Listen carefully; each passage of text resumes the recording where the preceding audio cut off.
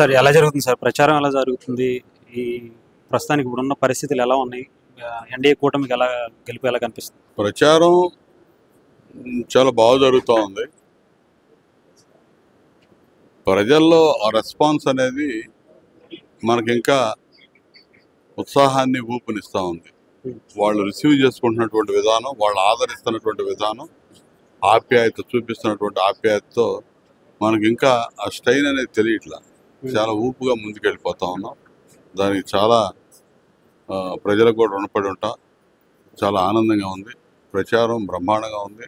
గెలుపు గురించి అసలు ఆలోచించాల్సిన అవసరం లేదు.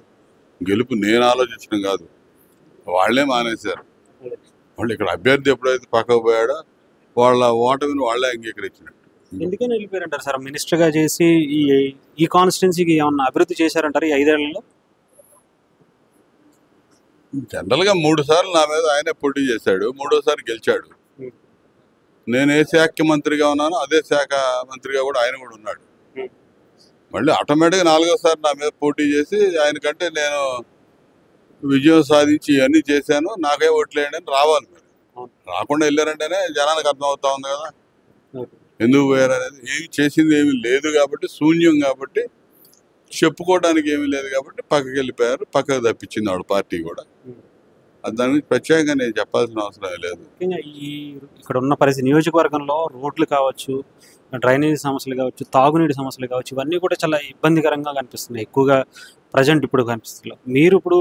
మీరు మొదటగా తీసుకునేది దేని మీద ప్రాధాన్యత తీసుకుంటారు మీరు గెలిచిన తర్వాత? ఇది డెల్టా ప్రాంతం, నల్లరేగడి నేల. వర్షం వస్తే ఎక్కువ శాతం లంకల్లో ఒక రకంగా ఉంటుంది, మిగతా ప్రాంతం అంతా నల్లరేగడి మోకాల్లోతు బురద వచ్చేస్తుంది. చాలా ఇబ్బంది పడే పరిస్థితులు ఉండేవి. గ్రామాలు మొత్తం కూడా అన్నీ కూడా సిమెంట్ రోడ్ల నిర్మాణం 90% పైన ఆ రోజున పూర్తి చేశారు ఆయన. లంక గ్రామాల్లో కూడా పుష్కరాలు వచ్చినప్పుడు పుష్కరాల నిధులు తీసుకొచ్చి మొత్తం మొట్టమొదటి రోడ్లు వేపించింది నేనే. ఆ పుష్కరాల ముందు అదొక 4 ఏళ్ళు, ఇదొక 5 ఏళ్ళు, 9 ఏళ్ళు కనీసం చారుడు మట్టి పోసిన వెళ్ళాడు. మళ్ళీ మొత్తం పాడైపోయింది. ఇవాళ మళ్ళీ మేము అధికారంలోకి రాగానే ఎదురు చూస్తూ ఉన్నాయి, సమస్యలు స్వాగతం పలుకుతూ ఉన్నాయి. మళ్ళీ ఏంటంటే ప్రధానంగా రహదారుల నిర్మాణం పూర్తి చేసుకోవాల్సిన అవసరం ఉంది. ఇంకా మిగతా డ్రైనేజ్ సమస్య ఒకటి ఉంది గ్రామాల్లో కానీ లేకపోతే పల్లెల్లో కానీ. దాని మీద ఒక ప్రణాళిక రూపొందించుకోవాలి. తప్పనిసరిగా వాటి మీద ఈసారి రెండోసారి దాని మీద కాన్సన్ట్రేషన్ పెడతాను. ఖచ్చితంగా నమ్మకం ప్రజలకు కూడా విశ్వాసం ఉంది. ఎందుకంటే గతంలో నేను చేశాను కాబట్టి అభివృద్ధి. మళ్ళీ నేను మాట చెప్పానంటే చేస్తాడు అనే ఒక విశ్వాసం ఉందని నేను అనుకుంటున్నాను. గతంలో నేను చెప్పకుండానే చేశాను అన్నీ కూడా. ఎవరు నన్ను అడగకుండా నేను చెప్పకుండానే ఊహించినంత అభివృద్ధి నేను చేసే అవకాశం నాకు వచ్చింది. ఒక మంత్రిగా చంద్రబాబు నాయుడు గారు అవకాశం ఇచ్చాడు. ఆ అవకాశం ద్వారా ఏం చేస్తూ నా నియోజకవర్గానికి ప్రజలకు అనేది మ్యాక్సిమం ఆ రోజు చేశాను. ఇంకా అడుగంటిపోయినాయి, మిగిలిపోయినాయి. ఈ 5 ఏళ్ళు నిరాధారణకు గురైన అభివృద్ధి కార్యక్రమాలన్నీ మళ్ళీ టేకప్ చేసి మళ్ళీ మొత్తం చేస్తాం. సార్ ముఖ్యంగా ఇక్కడ జనసేనకు సంబంధించి కావచ్చు, బీజేపీకి సంబంధించి కావచ్చు, ఎలాంటి సపోర్ట్ ఉంది సార్ మీకు? ఇక్కడ మీ గెలుపుకి వాళ్ళు ఎంత కృషి చేస్తున్నారు? జనసేన పార్టీ పూర్తిగా మద్దతు. అక్కడ జనసేన పార్టీ అధినేత పవన్ కళ్యాణ్ గారు ఏ రోజైతే చంద్రబాబు నాయుడు గారు జైలుకి వెళ్ళాడో ఆ రోజున పరామర్శించి వచ్చి బయటకు వచ్చి చెప్పిన కాడ నుంచి వాళ్ళందరూ ఆ శ్రేణులన్నీ నాతో కలిసి అడుగులో అడుగేసి పనిచేస్తూ ఉన్నారు. బ్రహ్మాండమైనటువంటి మద్దతు తెలియజేస్తున్నారు. రెండు పార్టీల సమన్వయం కూడా చక్కగా గ్రామ స్థాయి నుంచి బ్రహ్మాండమైన సమన్వయంతో ముందుకెళ్తా ఉన్నాం.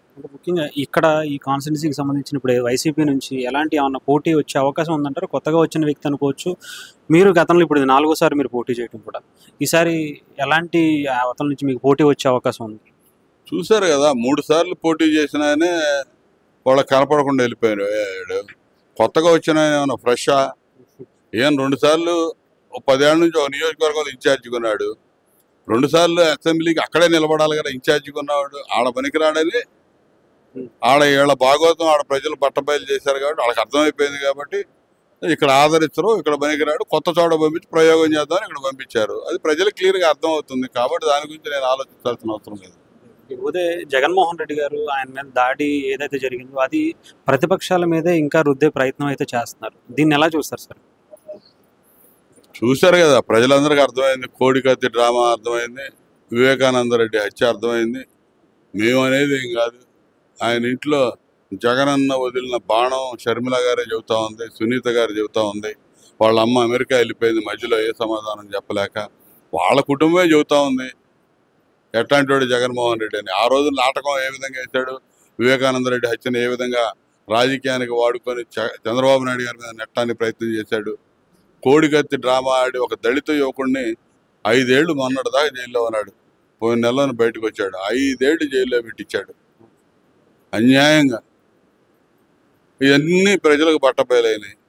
ఆ డ్రామాలో ఇదొక డ్రామా. ఇప్పుడు బోండా అమ్మగారిని నిరికించడానికి ట్రై చేస్తా ఉన్నారు. ఇందులో ఇది అర్థమవుతా ఉంది. ప్రజలు అర్థం చేసుకున్నారు. కట్టలేదు, రక్తి కట్టల, డ్రామా రక్తి కట్టల. ఆడాడు కానీ బ్రహ్మాండమైన డ్రామా. జగన్మోహన్ రెడ్డి ఆ రక్తి కట్టలేదు. ఇది ఫెయిల్యూర్ ఫిల్మ్ అయిపోయింది. ఎన్ని సీట్లు వస్తాయని ఎక్స్పెక్ట్ చేస్తున్నారు సార్ ఎన్డీఏ కూటమికి మనకి ఆంధ్రప్రదేశ్ మొత్తంలో? వైసీపీకి సింగిల్ డిజిట్, అంతవరకు ఖాయం. మీ గెలుపు మాత్రం మీకు చాలా భారీగా ఉండబోతుంది అనుకుంటున్నారు? నల్లేరు మీద నడకే. Thank you sir.